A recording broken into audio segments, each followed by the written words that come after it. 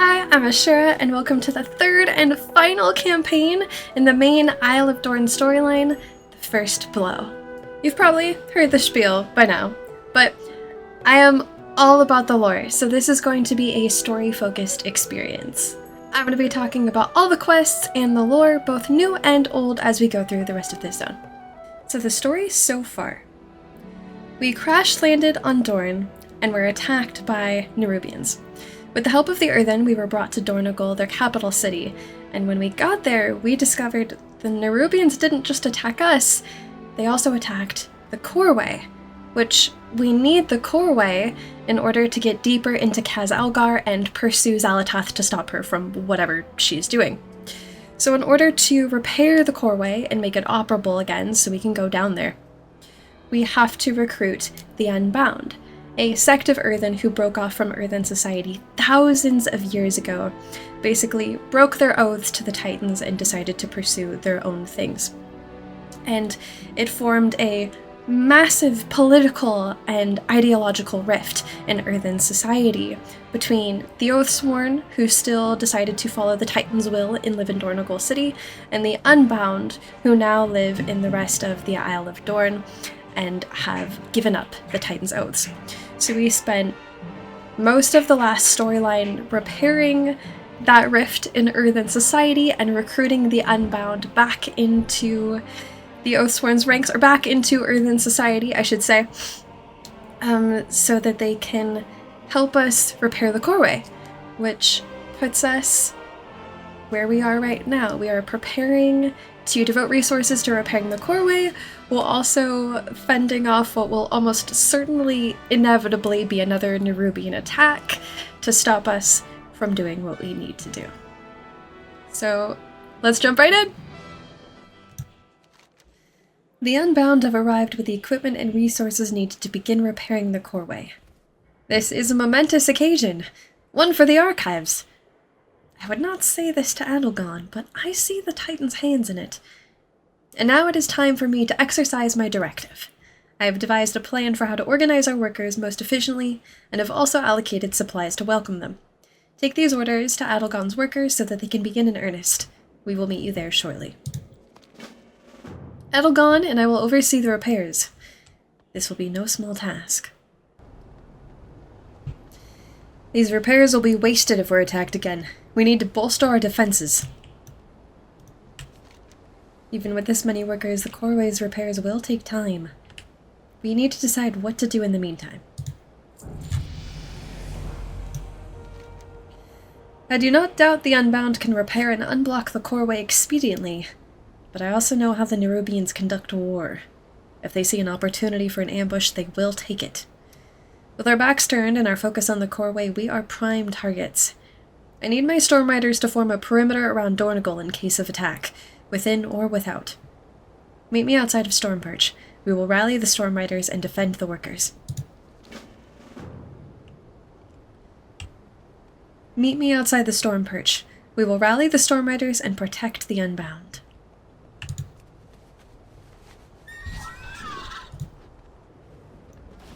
Over here. We will fly to the rookery together. Once the Storm Riders are gathered, we will form a perimeter around the Coreway to protect the workers. The nerubians will not catch us unaware a second time. Let me know when you're ready to go. So, we can't do the rookery right now. I mean, we can do the rookery dungeon, but we can't do it, as a part of the quest experience. I did get to do it very briefly. The best way that I can think of summarizing the dungeon is that the rookery is attacked by forces of the void, and everyone there is pretty much corrupted, including the Storm Riders and the Storm Rooks, and at the end you have to fight off this big void monstrosity. I think it is technically proper to say that the earthen who are corrupted are the Skardyn, which is a bit of old lore, and I'm not super familiar with it. But what we know about the Skardyn, and we know that they're going to show up sort of as like the third earthen sect in The War Within. What we know already about the Skardyn is that a couple hundred of years ago, there was a conflict called the War of the Three Hammers, a war between the three dwarven clans, the Wildhammers, the Bronzebeards, and the Dark Irons, for control of Ironforge's throne. The Queen of the Dark Irons at the time was named Modgood, and if you're familiar with Xalatath lore at all, you know that Modgood was one of the wielders of the Xalatath blade in the past. At some point during the war, she marched upon Grimbatol, which was at that time the home and fortress of the Wildhammer dwarves. Now, TLDR, things did not go very well for Modgood, but as she lay dying, she put a curse upon Grimbatol, and the Wildhammers had to abandon it, and the Dark Iron, who fled deeper into Grimbatol after their loss, ended up transforming into Skardyn.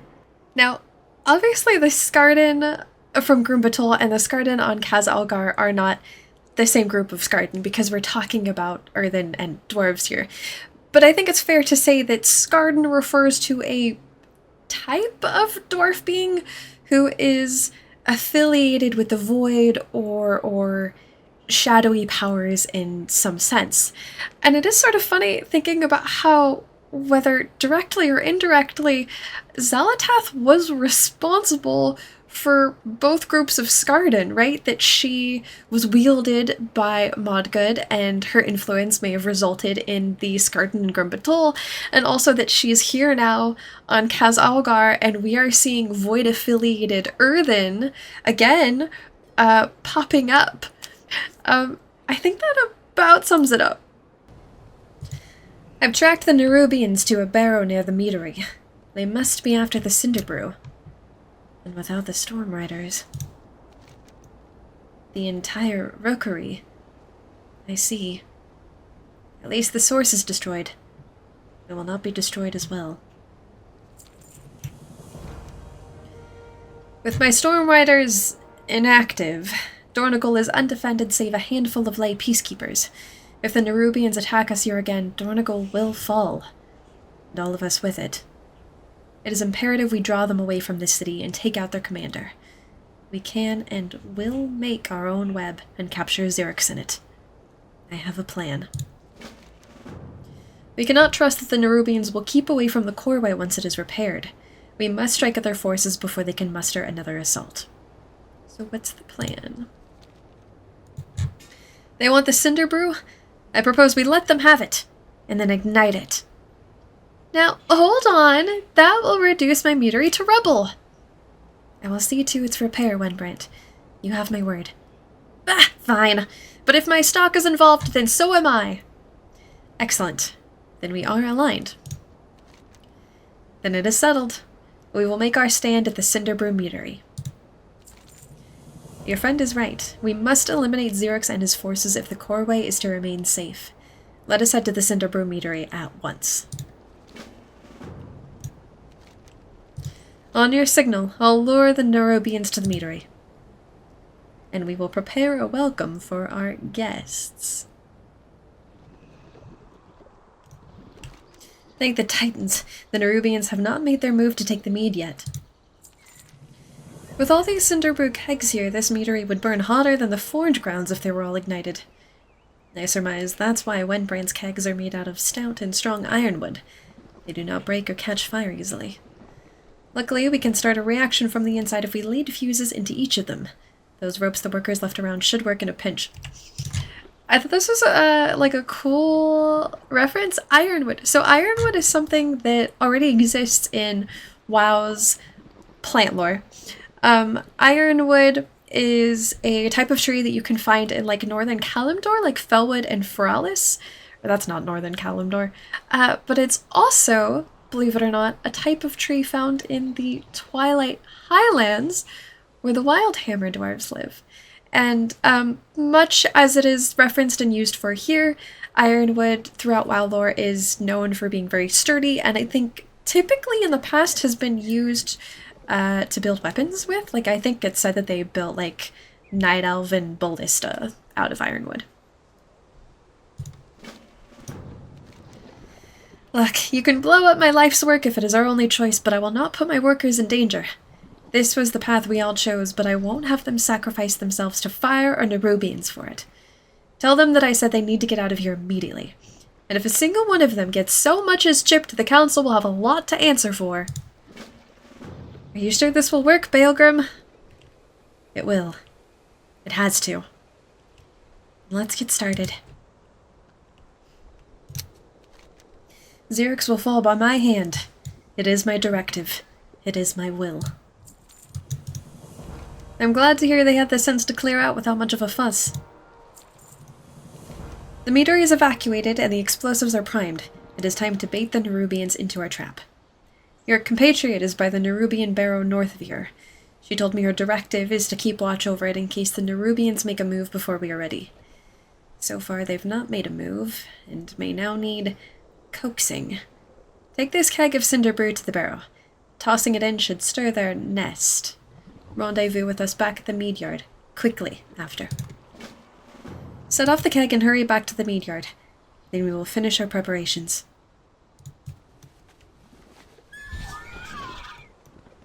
Over here. Let's burn some nerubians to cinders. Return to the meadery. I'll lead them into the trap. The nerubian swarm is on its way. Prepare yourself. The nerubians will strike out in anger and pride, which is exactly what we want. They will swarm the meadery soon, seeking to punish us for attacking their barrow. We will hold them here on the ground while you take to the skies. When Xerix appears to command his army, we will light the fuses. One branch scrounge together some supplies we can use to corral the nerubians. Set them up quickly, and then we'll get you on a Stormward. Go. If Xerix is slain here, the Coreway should be safe from a second attack. The nerubians will soon start swarming from the north. Place our defenses in their path. The honey will slow them down, and the mead and pollen will help us tear through them. We are out of time. Let us get you on a Stormward. The nerubians will swarm this place soon enough. Finish your preparations quickly. Prepare yourselves. They're coming. We will keep them gathered by the kegs, thin out the swarm and stop them from getting past us. And from wrecking my meadery before we do.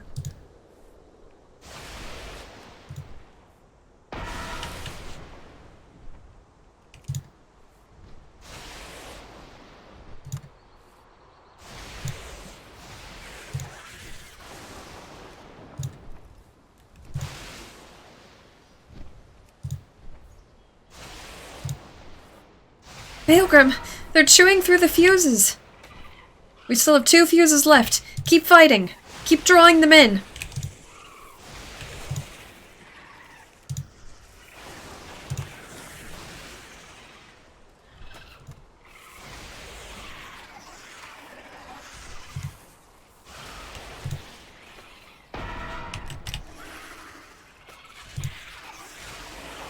No! They severed all of the fuses! Stay focused. These monsters cannot leave here alive.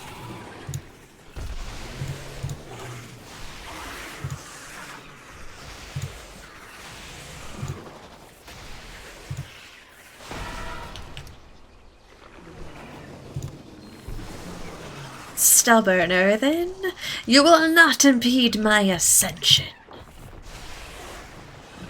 Outlander, leave this to me!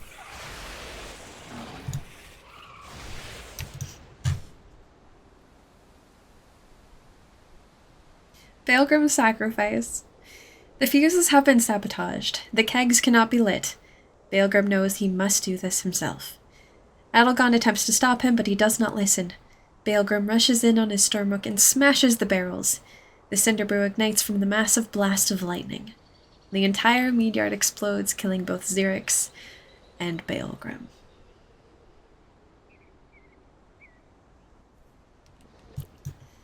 Baelgrim. Oh, the twisting paths. He's gone. We did it, but he's gone. I'm emotional again. Xerix is dead. We did it. It's over. Baelgrim did it. She repeats the last phrase to herself over and over more quietly each time, as if unable to process the event. We dealt a heavy blow to the Nerubians, but Baelgrim... Also, I guess, Zarin lets out a screech of anguish before flying away. Like his Stormbook is sad that he sacrificed himself! Adelgon pauses to compose herself.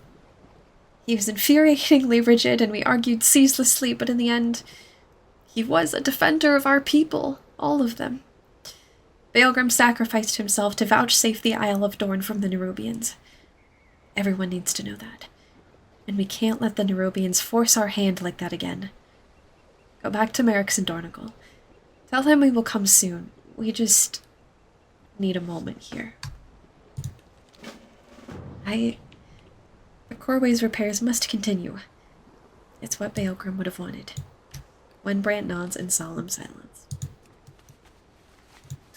I was so happy at the character development that, like, Baelgrim is Oathsworn through and through. You know, he's all about the Titan Edicts, and I think more so sort of as someone who's part of the military. Like, you have to live by the code of the law when you're like that. And I think his being able to reunite with Adelgon and have his eyes awoken to the fact that he wasn't really fulfilling his edict when he was not helping the rest of the earthen. Like, by only serving the earthen inside Dornigal, he wasn't doing what the Titans told him to. And so I really liked that bit of character development throughout everything, where he did realize that he, you know, all of the earthen were important no matter, like, their differences, and that he was responsible for protecting them all, and that, like, he was able to do that in the end. Call me a sap. I see you return alone. I presume not all went well. You are alive, but what of the others? We heard the echo of the explosion from here. I presume you found victory, but your solitary arrival suggests not all is well. What happened? Tell me what has happened. Councilward, we have bad news.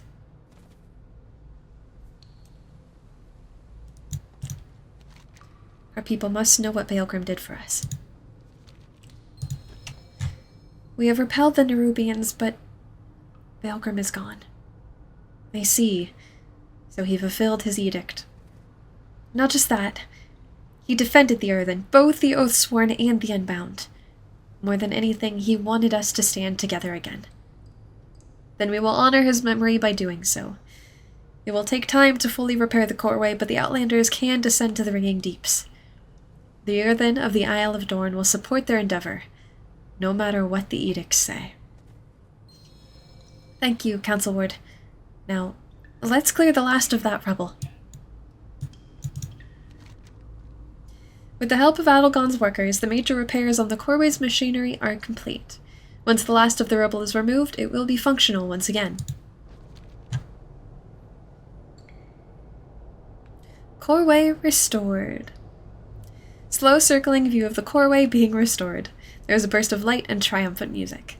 When the light fades, the Coreway has been fixed.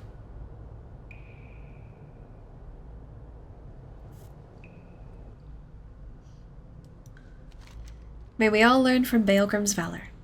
He died to preserve our people, our unity. We must not let that be in vain.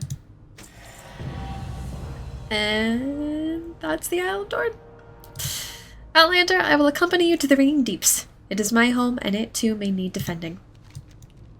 But that's it for the main storyline in the Isle of Dorn. We basically repair the rift in Earthen society between the Oathsworn and the Unbound, and we're able to repair the Coreway so that we can go deeper into Kaz Algar. And next, I think, on our descent is the Ringing Deeps, which at this point I don't know too much about, simply that it seems to be the home of the machine speakers, because earlier on, when the Earthen were talking about how the Coreway was damaged, they said that they had been cut off from the machine speakers. So we'll be able to go down and see what's up there in the very near future, I suppose. That was our very explosive finale. Thank you for joining me, and hopefully I'll see you next time for the Ringing Deeps. While I'm here, I'm just...